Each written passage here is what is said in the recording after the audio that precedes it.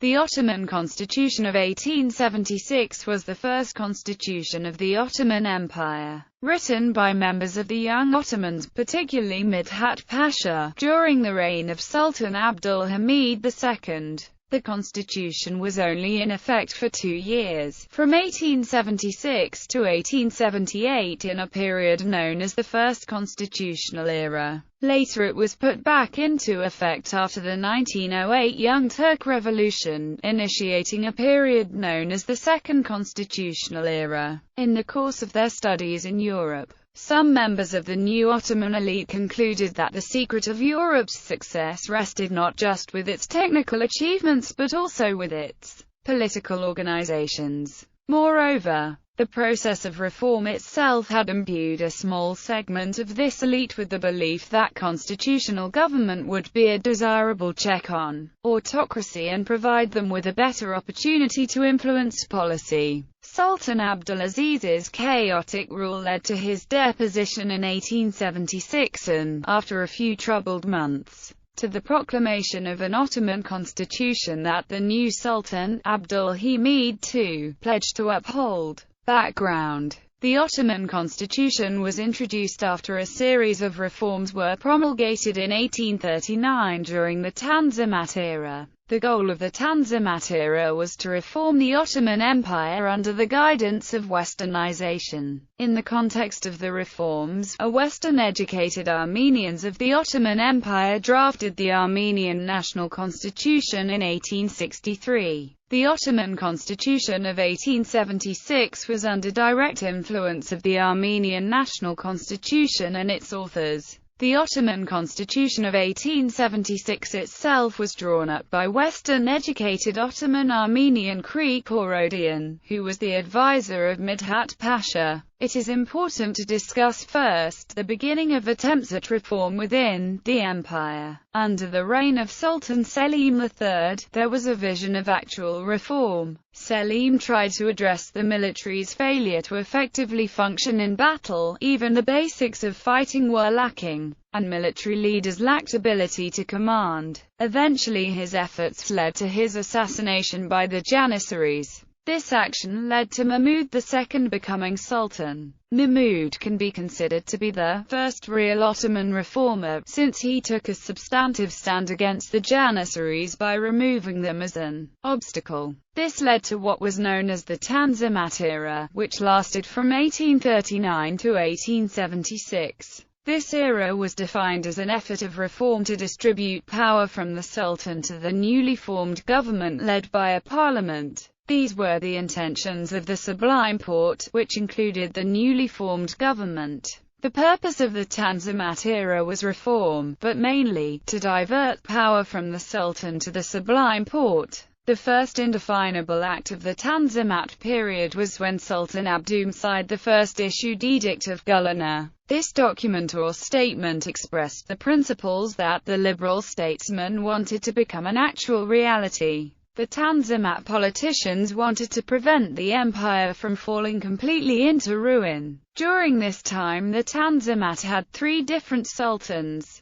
Abdülhamid, Abdulaziz I and Murad V. During the Tanzimat period, the man from the Ottoman Empire with the most respect in Europe was Midhat Pasha. Midhat dreamed of an empire in which there would be neither Muslim nor non-Muslim but only Ottomans. Such ideology led to the formation of groups, such as the Young Ottomans and the Committee of Union and Progress. These movements attempted to bring about real reform not by means of edicts and promises, but by concrete action. European influence. After its pinnacle during the 16th century, the Ottoman Empire was thereafter in constant regression rather than being able to progress as its European counterparts did. As European power increased, the Ottomans saw a lack of progress themselves. In the Treaty of Paris, the Ottomans were now considered part of the European world. This was the beginning of the first steps of intervention that the Europeans began in the Ottoman Empire. One of the reasons they were taking a step into Ottoman territory was for the protection of Christians in the empire. There had been a long-lasting political war between Muslims and non-Muslims within it.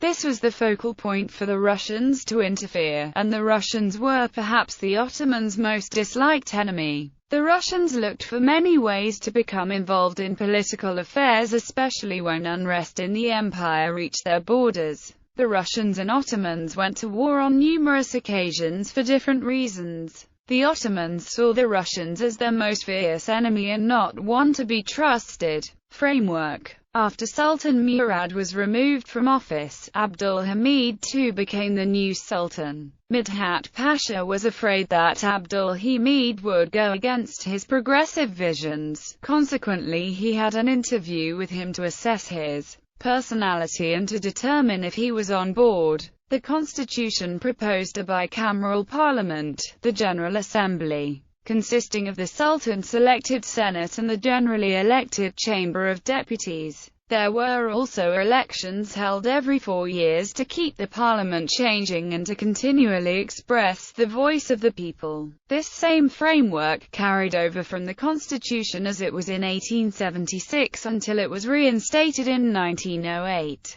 All in all, the framework on the constitution did little to limit the sultan's power. Some of the retained powers of the sultan were declaration of war, appointment of new ministers, and approval of legislation. Domestic and foreign reactions. Reactions within the empire and around Europe were both widely acceptable and potentially a cause for some concern. Before the constitution was enacted and made official, many of the ulama were against it because they deemed it to be going against the Sharia. However, throughout the Ottoman Empire, the people were extremely happy and looking forward to life under this new regime. Many people celebrated and joined in Muslim-Christian relations which formed, and there now seemed to be a new national identity, Ottoman. However, many provinces and people within the empire were against it and many acted out their displeasure in violence. Some Muslims agreed with the ulama that the constitution violated Sharia law.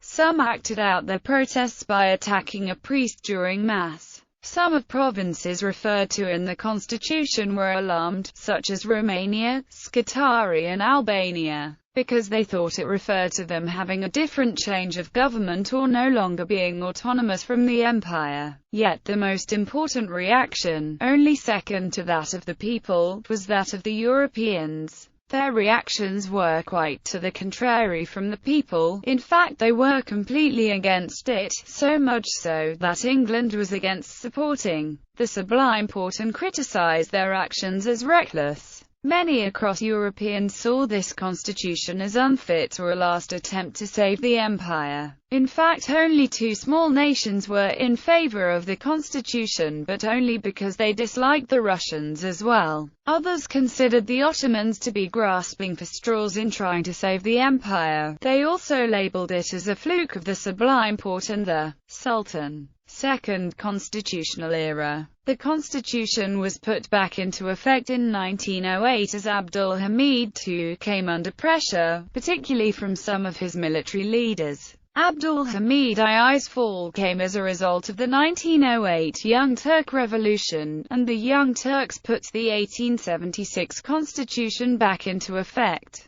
The second constitutional period spanned from 1908 until after World War I, when the Ottoman Empire was dissolved. Many political groups and parties were formed during this period, including the Committee of Union and Progress. Significance of the constitution. The Ottoman constitution represented more than the immediate effect it had on the country. Despite the latitude it gave to the sovereign, the constitution provided clear evidence of the extent to which European influences operated among a section of the Ottoman bureaucracy. The constitution also reaffirmed the equality of all Ottoman subjects, including their right to serve in the new Chamber of Deputies. The constitution was more than a political document, it was a proclamation of Ottomanism and Ottoman patriotism, and it was an assertion that the empire was capable of resolving its problems and that it had the right to remain intact as it then existed.